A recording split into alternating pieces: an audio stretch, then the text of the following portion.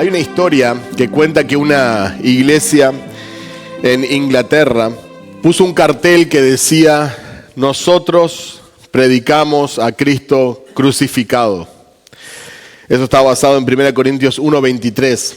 Pero con el paso del tiempo, esa enredadera llamada hiedra, esas plantas que van subiendo por la pared, fueron creciendo y sin darse cuenta fueron cubriendo el cartel. Entonces, en un tiempo se podía leer: nosotros predicamos a Cristo crucificado, pero cuando esta hiedra subió, solo se podía leer: nosotros predicamos a Cristo. Y con el tiempo la hiedra siguió creciendo y solo se podía leer: nosotros predicamos. Y el tiempo siguió pasando y solo se podía ver el cartel que decía: nosotros. Y esta historia representa lo que ha pasado en la iglesia, en la historia de la iglesia, en la realidad, en los púlpitos.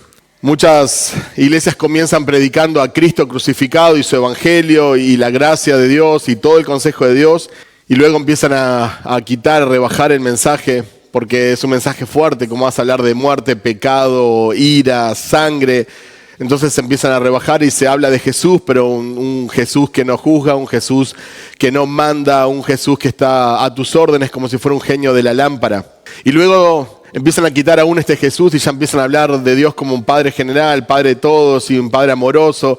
Y luego ya se quita cualquier mención de la divinidad o se hacen menciones vagas para simplemente motivar a las personas a que puedas tener la mejor versión de vos, y que Dios o la religión es simplemente para poder ayudarte con tus problemas.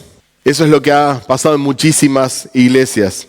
Lo que sucedía en el exterior de esa iglesia es lo que sucede en muchos púlpitos hoy en día. Las personas ya no quieren escuchar el mensaje del evangelio. Hoy solo se quiere escuchar sobre prosperidad, bendición, cómo sentirte bien con vos mismo. Ya no se trata de Cristo, ahora se trata de nosotros. Entonces el cartel ese en realidad está diciendo una gran verdad: nosotros. Porque en muchas iglesias se trata de nosotros. Pero hoy vamos a hablar sobre un pasaje en las Escrituras que nos recuerda lo que hace que la iglesia sea iglesia. Nosotros no queremos dejar de ser iglesia. Entonces queremos ir al texto para recordar lo que nos hace iglesia, qué es lo que nos caracteriza, cuál es el fundamento, cuál es la identidad, cuál es el mensaje de la iglesia como cuerpo de Cristo, para aferrarnos a Él y nunca abandonarlo. Acompáñenme por favor a 1 Timoteo 3, 14, 16. Te escribo estas cosas esperando ir a verte pronto, pero en caso que me tarde, te escribo para que sepas cómo debe conducirse uno en la casa de Dios, que es la iglesia del Dios vivo, columna y sostén de la verdad. Indiscutiblemente, grande es el misterio de la piedad. Él fue manifestado en la carne, vindicado en el Espíritu, contemplado por ángeles, proclamado entre las naciones, creído en el mundo, recibido arriba en gloria.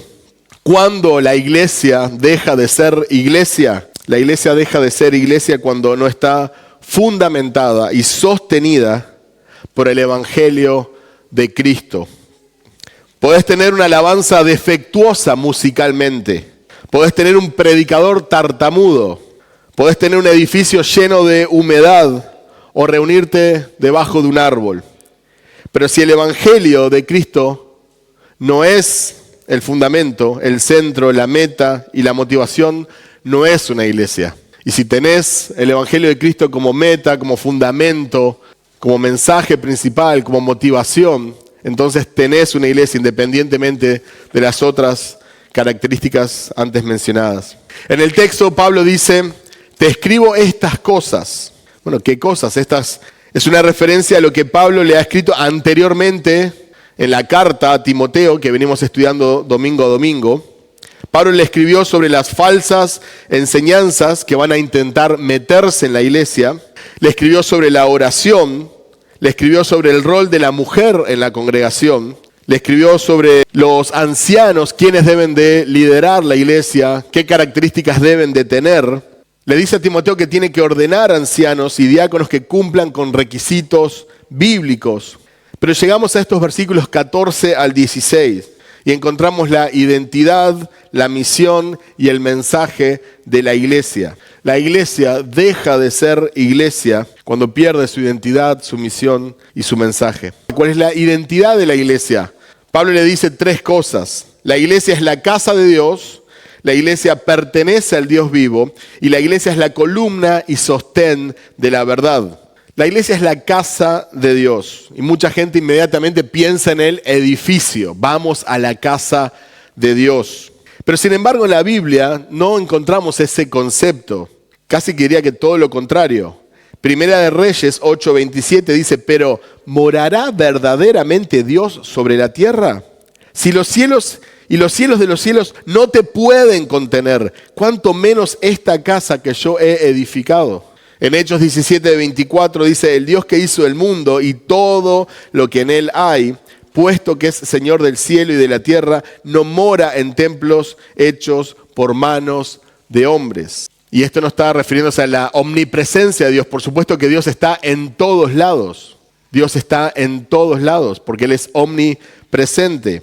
La iglesia es la casa de Dios, pero no es el edificio donde se congrega la iglesia. La iglesia somos vos y yo.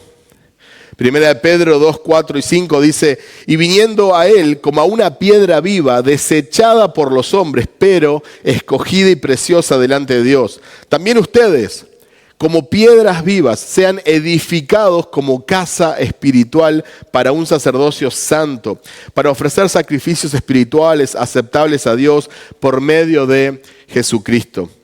Primera de Corintios 6, 19, 20, pasaje bastante conocido.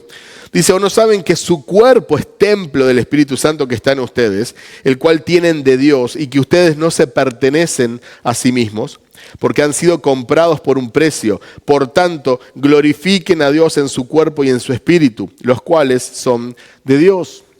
Hebreos 3, 5 a 6 dice, Moisés fue fiel en toda la casa de Dios como siervo, para testimonio de lo que se iba a decir más tarde, pero Cristo fue fiel como hijo sobre la casa de Dios, cuya casa somos nosotros, si retenemos firme hasta el fin nuestra confianza y la gloria de nuestra esperanza. Ahí está la prueba de que se puede dejar de ser iglesia. Aquellos que fuimos redimidos somos el pueblo que Dios habita. Pablo le escribe a los Corintios y les dice, glorifiquen a Dios en su cuerpo y en su espíritu, los cuales son de Dios. Su cuerpo es templo del Espíritu Santo que está en ustedes. El autor de Hebreos dice, cuya casa somos nosotros. Dios habita en cada creyente y todos juntos constituimos la morada de Dios en la tierra. Ahora, muchos pastores enseñan que el lugar donde está el púlpito y donde tocan los músicos es tierra santa. Me ha pasado hace años de que me digan, no podés pisar ahí. No, tenés que descalzarte para pisar ese lugar porque es santo. La guitarra que usás en la alabanza, no podés tocar una canción romántica para tu esposa porque es santa. No se pueden celebrar cumpleaños en el templo porque es un lugar santo. Y no voy a profundizar mucho más, pero creo que entienden por dónde voy. Hay un mal entendimiento de la santidad de Dios y hay una gran confusión de lo que Dios espera de nosotros. Luego Pablo dice que la iglesia pertenece al Dios vivo. Y Dios vivo o Dios viviente son una de las formas más comunes para referirse a Dios en el Antiguo Testamento. Se usa en contraposición de los dioses falsos y ídolos que no son reales y que no poseen vida. Por ejemplo, el Salmo 84:2 dice, anhela mi alma y aún desea con ansias los atrios del Señor. Mi corazón y mi carne cantan con gozo al Dios vivo. Jeremías 10:10 dice, pero el Señor es el Dios verdadero. Él es el Dios vivo y el Rey eterno. Ante su enojo tiembla la tierra y las naciones son impotentes ante su indignación. Entonces, Dios vivo marcaba la diferencia de que tenemos al Dios verdadero, no a una estatua, no a un ídolo hecho de bronce, no a una imagen, no a un Dios falso, sino al Dios vivo y verdadero. Y luego Pablo dice que la iglesia es columna y sostén de la verdad. La iglesia se fundamenta y se sostiene en la verdad. Ahora, la palabra dice que Jesús es la verdad y que es la piedra angular de su iglesia. Y también dice que su palabra es verdad y que esa verdad nos santifica. Eso está en su oración al Padre en Juan 17:17. A.W. Tozer dijo: vuelvan a las bases, abran sus corazones y escudriñen las Escrituras. Lleva tu cruz, sigue a tu Señor y no prestes atención a la moda religiosa pasajera. Las masas siempre se equivocan. En cada generación el número de los justos es pequeño. Asegúrate de estar entre ellos. Y eso es lo que pasa hoy en día. La gente sigue vientos de doctrinas. Hay modas que van por décadas. Hay décadas donde se enfocaron en los ángeles y todo era angelología. Después todo era demonios y era todo sobre demonología. Hoy en día todo es prosperidad o tu mejor vida, como ya lo mencionamos. Y así han habido diferentes modas, vientos de doctrinas que llevan a la iglesia para acá, para allá. Pero Tozer nos recuerda que tenemos que aferrarnos a las Escrituras, abrir nuestro corazón a ella y dejar de seguir a las personas. Y ser como los bereanos que abrían la palabra de Dios en ese momento del Antiguo Testamento y chequeaban lo que decían los apóstoles. Suena muy lindo, pero déjame ver si esto tiene base bíblica. Nos decís que Jesús es el Mesías prometido en el Antiguo Testamento. Vamos al Antiguo Testamento y vamos a investigar. Y así debemos de tener nosotros esa pasión, porque la iglesia es la columna y el sostén de la verdad. La palabra de Dios es verdad y es el fundamento de nuestra fe. Si nuestra fe está fundamentada en algo más que no es la palabra de Dios, bueno, probablemente el objeto de nuestra fe está equivocado. Por eso sostenemos bien el alto el estandarte de la Reforma Protestante que decía sola Escritura. Por eso nosotros levantamos bien en alto ese estandarte, decimos sola Escritura. Solo las Escrituras, solo la Biblia, solo la revelación escrita de Dios tiene autoridad para decirme cómo debo de vivir mi vida y qué es lo que debo de creer. No hay otra autoridad aparte de la Biblia. Nosotros podemos tener autoridad delegada, pero siempre estamos bajo la Biblia, bajo Cristo, que es la cabeza de la iglesia.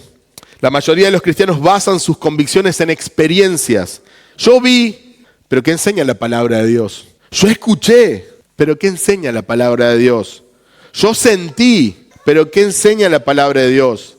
Tuve un sueño, tuve una visión, Dios me dijo, pero ¿qué enseña la palabra de Dios? El mismísimo Jesucristo le decía a Satanás cuando era tentado en el desierto: escrito está, escrito está, escrito está. Y Satanás le citaba también la palabra de Dios, pero decía, sí, pero también está escrito, porque hay un contexto, no es agarrar cualquier versículo simplemente que se te aparece y aplicarlo como vos querés. Hay un contexto, nos demanda un estudio. La educación en ese sentido no es opcional. Los cristianos tenemos que ser personas que sepan leer, que sepan escribir, que sepan interpretar, que tengan buena comprensión lectora, porque dependemos, nuestra vida depende de un libro. Dios en su misericordia ha permitido que su palabra se escuche también en radios solares y que la podamos escuchar en internet y que personas la hayan compartido oralmente.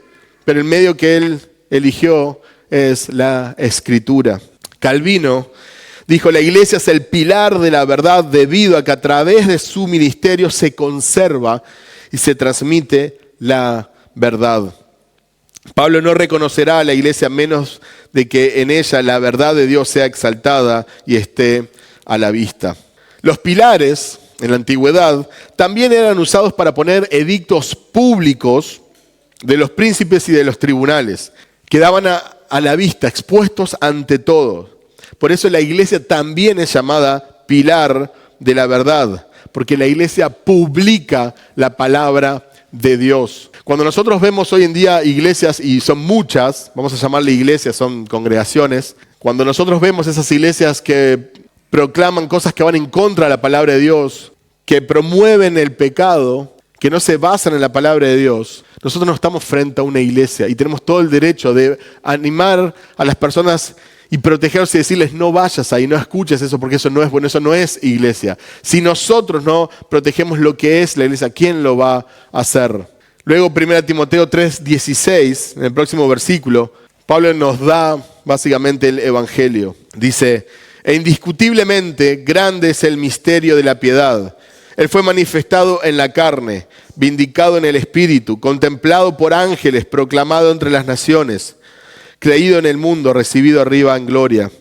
Este versículo es muy probablemente parte de un antiguo himno que cantaba la iglesia. Tiene uniformidad, tiene ritmo, tiene paralelismo en griego. Son 6 frases que forman un resumen del Evangelio. Esta verdad sobre Jesucristo es el fundamento de la iglesia y lo que sostiene a la iglesia. Y esta verdad es la fuente de piedad de los creyentes. La iglesia deja de ser iglesia cuando no está fundamentada y sostenida por el Evangelio de Cristo. Y hermanos, Cristo es el Evangelio. Cristo es la verdad de Dios. Cristo es el Santo de Dios y Cristo es nuestra santidad. Cristo es quien nos motiva a vivir una vida piadosa y Cristo es quien nos fortalece en la debilidad. Cristo es quien nos corrige en el error y Cristo es quien nos perdona cuando fallamos. Cristo es quien intercede por nosotros. Cristo es Dios encarnado. Cristo es la resurrección y la vida. Cristo es el único mensaje de salvación para los perdidos. Cristo es la única esperanza para este mundo. Cristo es el único consuelo para el creyente. Cristo, Cristo y Cristo. No tenemos otro mensaje. Este es el mensaje que fundamenta a la iglesia. Es el mensaje que proclama a la iglesia. Es el mensaje que sostiene a la iglesia. Es el mensaje que une a personas de diferentes lenguas, tribu y nación. El misterio de la piedad es el secreto de la naturaleza y el plan de Dios para salvar a su pueblo. Un plan que estuvo oculto por muchos siglos y ahora se había manifestado en Jesucristo. El Evangelio tiene poder para transformar la vida de todo aquel que lo cree. Pasamos de ser enemigos de Dios, enemigos de la cruz, a tener devoción, reverencia, respeto y adoración por su nombre. Eso es piedad. Por eso cantamos el Evangelio. Por eso predicamos el Evangelio. Por eso estudiamos el Evangelio. Y por eso oramos el Evangelio. Porque tenemos devoción, reverencia, respeto y adoración a Dios. Quizás algunos de ustedes, alguna persona que pueda escuchar este mensaje me va a decir: pero qué aburrido, qué simple, solo evangelio todo el día, Jesús, Jesús, Jesús. ¿Y qué pasa con mi matrimonio? ¿Y qué pasa con la crianza de mis hijos? ¿Y qué pasa con mis amistades? ¿Y qué pasa con mi trabajo? ¿Y cómo llego a fin de mes?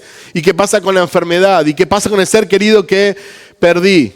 Mis hermanos, la respuesta a cualquier pregunta que nosotros podamos tener es Cristo.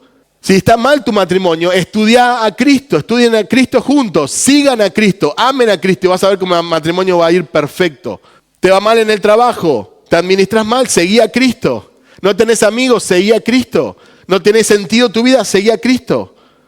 Vivimos en un tiempo, y especialmente en nuestra ciudad en los últimos días, donde se romantiza el suicidio, se romantiza el asesinato de hijos, y a todo se le llama enfermedad mental.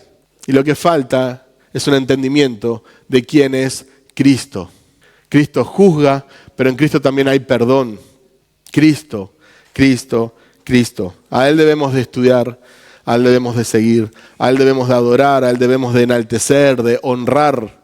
Todas las iglesias quieren estar llenas de personas apasionadas, pero no hay nada más apasionante que el mensaje de Cristo crucificado. ¿Por qué se van los jóvenes de las iglesias? Las iglesias hacen grupos de jóvenes, hacen campamentos, hacen juegos, hacen recitales, hacen noches de cine, hacen comidas, pero no profundizan en el Evangelio, no profundizan en la santidad de Dios.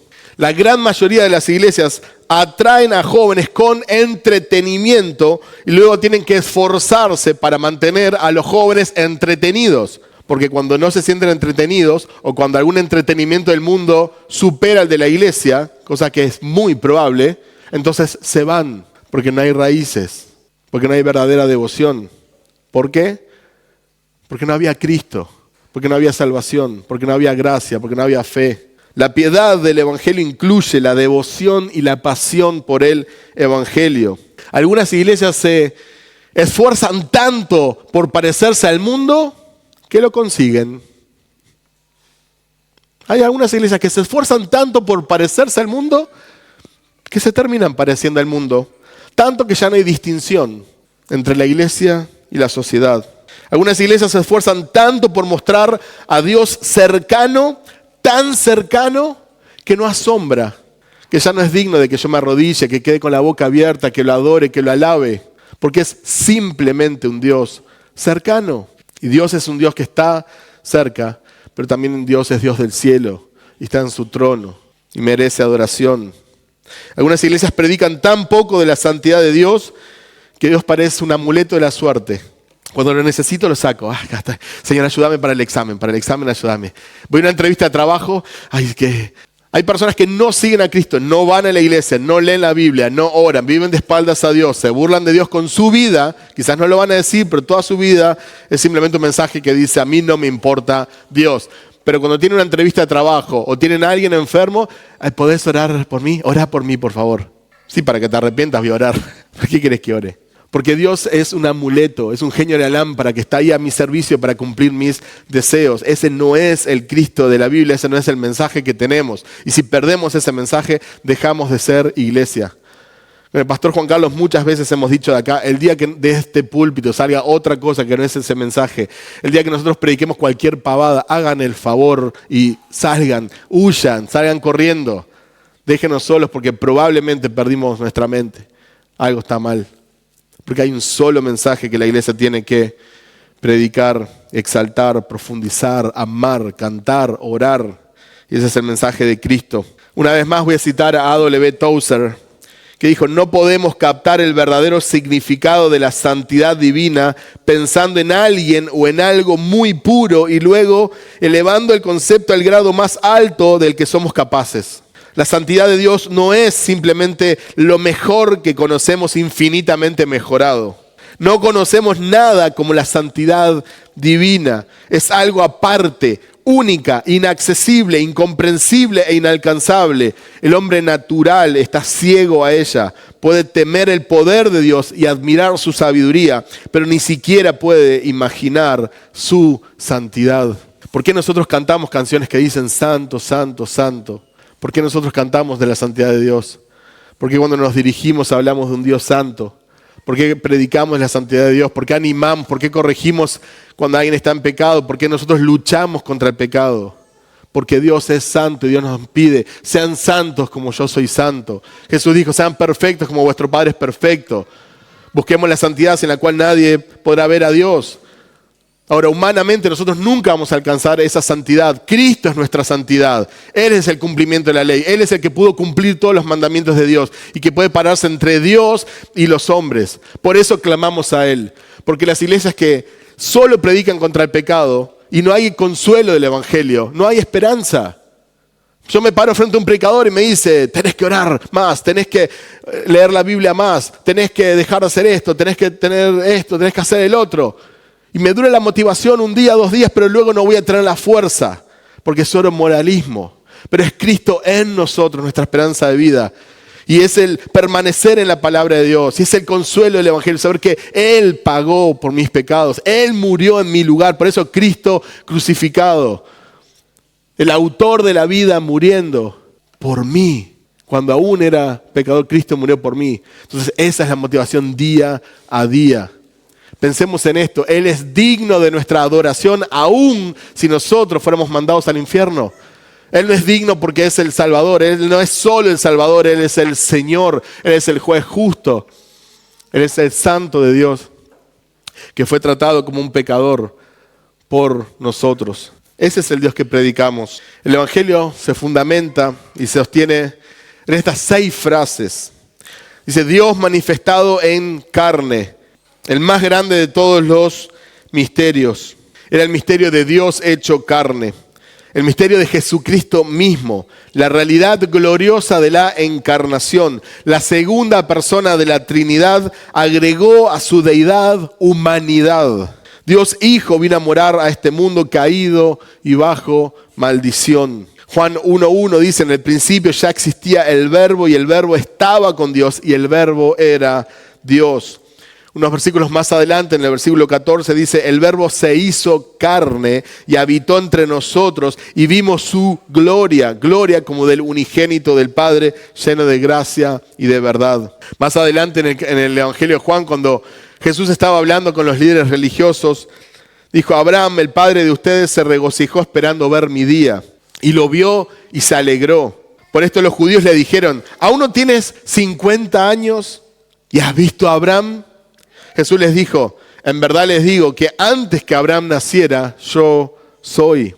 Entonces tomaron piedras para tirárselas, pero Jesús se ocultó y salió del templo. ¿Por qué tomaron piedras? Porque para ellos estaba blasfemando, se estaba haciendo igual a Dios.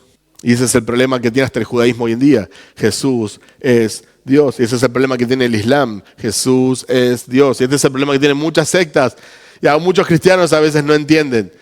Jesús es Dios. Calvino dijo, el Hijo de Dios se hizo Hijo del hombre para que los hijos de los hombres pudieran llegar a ser hijos de Dios.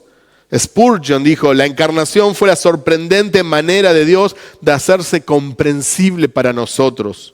Luego el texto sigue diciendo justificado o vindicado en el Espíritu. Jesús es reconocido por el Espíritu Santo como el Mesías prometido, este Dios encarnado. Es aprobado por el Espíritu Santo para llevar adelante la obra de redención. En su encarnación, en sus milagros y en su resurrección, Jesús es respaldado y aprobado por el Espíritu Santo. En su bautismo, Dios Padre declara que Jesús es su Hijo amado y que está complacido en Él. Si Jesús hubiera sido un impostor, Dios Padre no diría que es su Hijo amado. Y si Jesús hubiera sido un demente o un falso Mesías, Dios no diría que está complacido con Él. Luego el texto sigue diciendo, visto o contemplado por los ángeles. Todos los ángeles, ángeles santos y ángeles caídos, reconocieron a Jesucristo en la encarnación.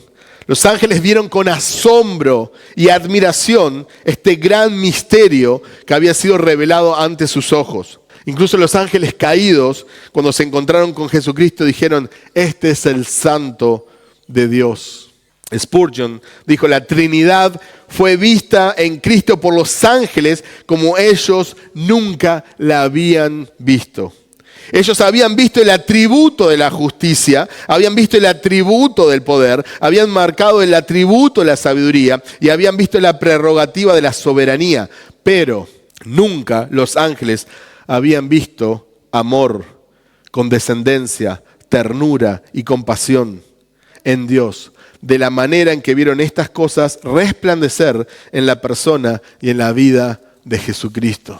El Verbo de Dios había encarnado. Los ángeles lo adoraban en el cielo, pero ahora Jesús había hecho parte de la creación. Ahora Jesús había humillado. Y eso fue algo digno de asombro y de admiración para los ángeles. Caídos y no caídos, asistieron en todo el proceso de la humillación y la exaltación de Cristo con admiración y asombro. Lo vieron llorar, lo vieron tener sed, lo vieron sanar la oreja de aquel que lo quería apresar, lo vieron sangrar, lo vieron sufrir. Los ángeles vieron morir a Jesús, lo vieron resucitar, lo vieron ascender. Y podemos estar seguros que todo este proceso los llenó de admiración y de asombro. ¡Wow!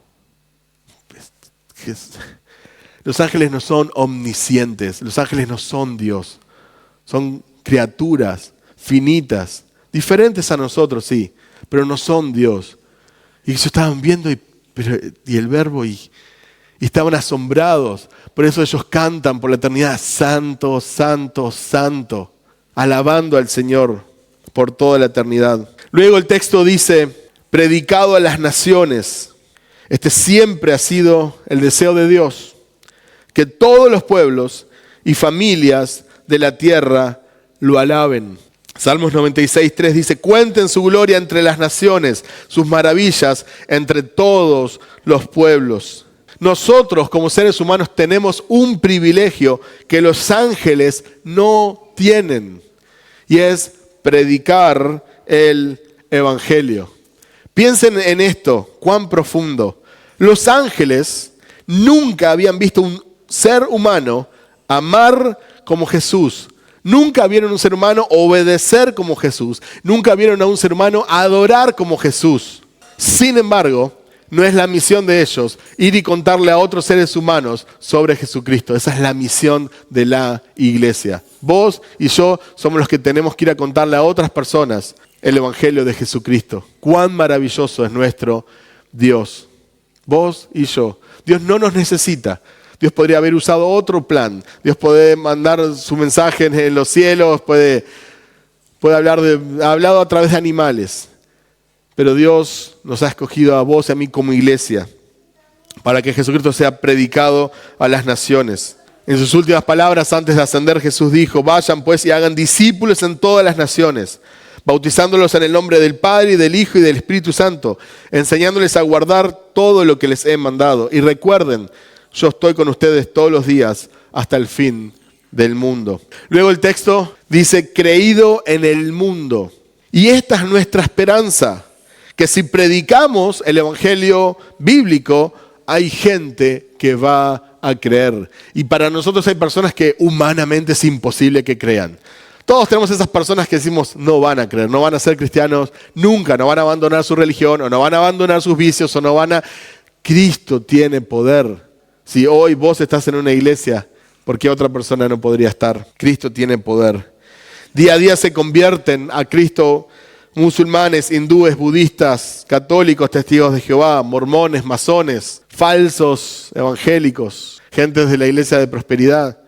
Se convierten día a día por la predicación del evangelio.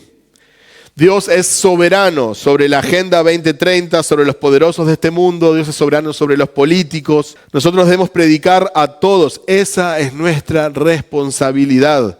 La responsabilidad de las personas es arrepentirse.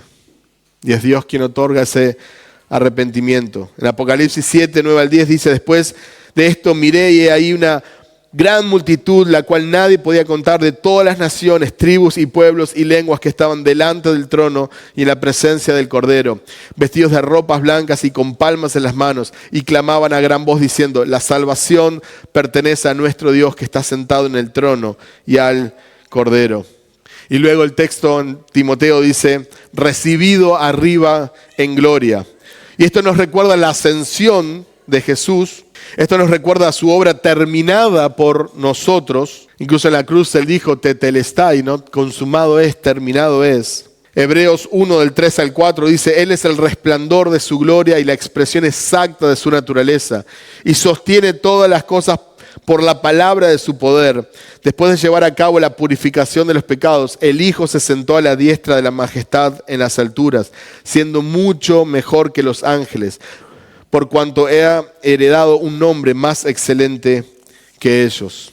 Jesús es el protagonista de la historia y Jesús debe ser el protagonista de la iglesia. No es el pastor, no es la estrella, no es el que canta, es Jesucristo. Y culto significa homenaje. Nosotros venimos el domingo no a ver qué recibimos. Sí, obviamente que somos sumamente bendecidos.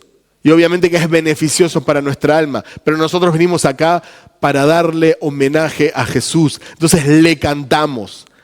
Entonces oramos a Él. Entonces ofrendamos. Estamos con hermanos. Nos abrazamos. Hablamos de sus maravillas. Nos animamos. Estudiamos su palabra. Escuchamos su palabra. Porque estamos homenajeando a Jesucristo. Aquel que se hizo carne, aquel que murió, aquel que fue crucificado, pero que resucitó, que nos da vida, que está intercediendo por nosotros, aquel que nos da perdón.